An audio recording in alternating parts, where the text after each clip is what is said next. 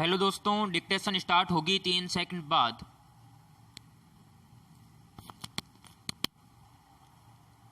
Start. हाल के दिनों में कई राज्यों के मुख्यमंत्री अपने अपने राज्यों में जनसंख्या नियंत्रण के उपाय कर रहे हैं। कुछ का कहना है कि ये उपाय एक विशेष समुदाय के खिलाफ हैं, जबकि कुछ का कहना है कि चीन की गलतियों से सबक लेना चाहिए और इस दिशा में जल्द ही कदम उठाना चाहिए ताकि बढ़ती आबादी पर काबू पा सकें।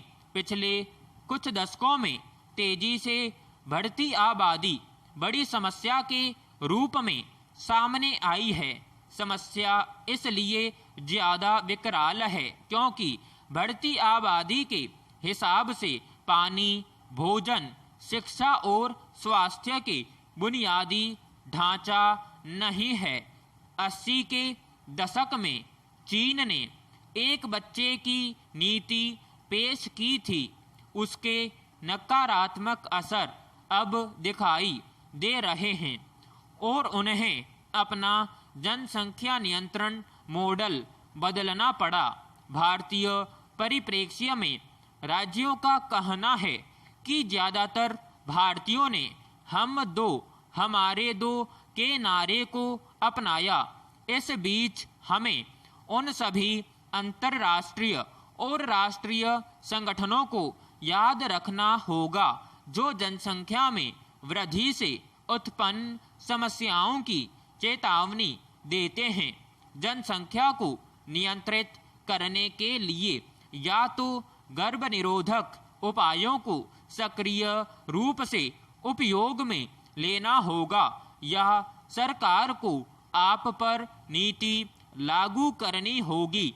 और जनसंख्या को कम करने का दूसरा तरीका है देश को विकसित करना। सरकार की नीतियों की आलोचनात्मक रूप से जांच की जा सकती है और साथ में इसके फायदे और नुकसान को भी समझना होगा। यह किसी एक समुदाय को अनैतिक लग सकता है, लेकिन मानव समुदाय के लिए फायदेमंद हो सकता है, वरना बढ़ती आबादी भारत को युवा देश से वृद्धों का देश बना सकती है। बहरहाल इस तरह की नीतियों की समय समय पर समीक्षा की जानी चाहिए। पैराग्राफ।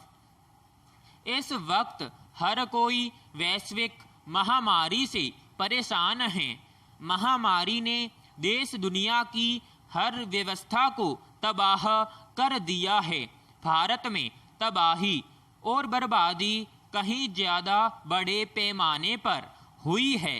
छोटे बड़े उद्योगों से लेकर हर तबके के लोग इससे प्रभावित हुए हैं। सामाजिक स्तर पर देखें तो महामारी को लेकर भय का माहौल व्याप्त है। लोग एक दूसरे से मिलने में भी घबराने लगे हैं। हालांकि अब देश में संक्रमित मरीजों की संख्या में काफ़ी कमी आ गई है, फिर भी तीसरी लहर के खतरों को लेकर सरकारों और लोगों की चिंताएं बढ़ रही है। अब डेल्टा प्लस विषाणु का कहर शुरू हो गया है। लोगों को आशंका है कि इससे तीसरी लहर कहीं ज़्यादा खतरनाक होगी। पैराग्राफ।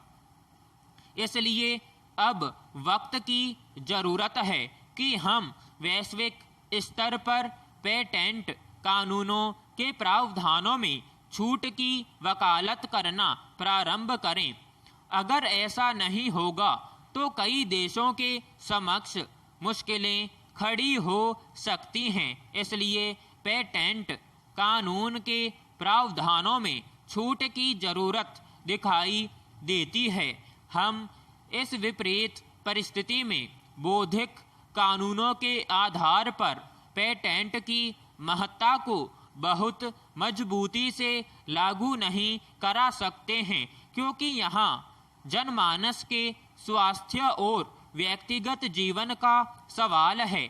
इस स्थिति में पेटेंट को एक मानक मानकर काम करने से बड़ी संख्या में लोगों की जान खतरे में पड़ सकती है, जो वैश्विक स्तर पर किसी को स्वीकार्य नहीं हो सकती है। पूरा विश्व भी जानता है कि जितने भी वैज्ञानिक शोध हुए हैं और उनके द्वारा जो वैज्ञानिक उपलब्धियां हासिल की गई हैं, उसके पीछे उनका एकमात्र उद्देश्य जनहित का कल्याण करना ही रहा है। इन वैज्ञानिकों के द्वारा दिए गए उपहार को एक छोटे से कानून के बंधन में बांधकर नहीं रख सकते हैं। उन वैज्ञानिकों का यह उद्देश्य भी कभी यह नहीं रहा था कि इसका प्रयोग और उपयोग अपनी पूंजी बढ़ाने में किया जाए। इसलिए वैश्विक स्तर पर मिलजुल कर पेटेंट के बिंदु पर गंभीरता से निर्णय लेते हुए बौद्धिक कानूनों के प्रावधानों में छूट की वकालत करनी होगी। तभी हम इस महामारी से जनमानस को सुरक्षित रखने में सफल हो सकते हैं। अगर हम ऐसा कर पाएंगे तो सही समय पर सही एवं प्रतिष्ठित कंपनी के यहाँ निर्मित टीके आसानी से उपलब्ध हो पाएंगे। पैराग्राफ। महामारी ने अभी तक किसी प्रकार की ढील नहीं छोड़ी। जहां एक ओर मामले कम हुए, वहीं दूसरी ओर विषाणु के नए रूपों से संक्रमण तेजी से फैल रहा है। इसीलिए विशेषज्ञों ने डेल्टा प्लस को चिंताजनक श्रेणी में रखा है, चूंकि इसके फैलने की तीव्रता और नुकसान पहुंचाने की क्षमता काफ़ी ज़्यादा है। इसलिए खतरा कहीं ज़्यादा बड़ा है। फिलहाल डेल्टा प्लस पर शोध चल रहा है ताकि यह पता लगाया जा सके कि भारत या अन्य देशों में जो टीके बने हैं वे इसके खिलाफ कितने कारगर हैं। ऐसे में टीकों के प्रभाव को लेकर सवाल खड़े हो रहे हैं। इसमें कोई दो राय नहीं कि टीका काफ़ी हद तक बचाव करेगा। भारत में भी मुंबई सहित कई शहरों में डेल्टा प्लस के मरीज मिले हैं। कई देश तो फिर से पूर्णबंदी की ओर लौट रहे हैं। ऐसे में एक बार फिर सरकार और समाज को सतर्क होने की जरूरत है। सावधान और सजग रहकर ही हम पूर्णबंदी से बच सकते हैं। पैराग्राफ।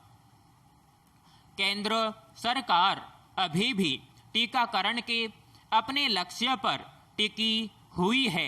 हाल में केंद्रीय स्वास्थ्य मंत्रालय ने सुप्रीम कोर्ट में हलफनामा दर्ज करके बताया कि साल के अंत तक भारत की कुल आबादी का टीकाकरण हो जाएगा।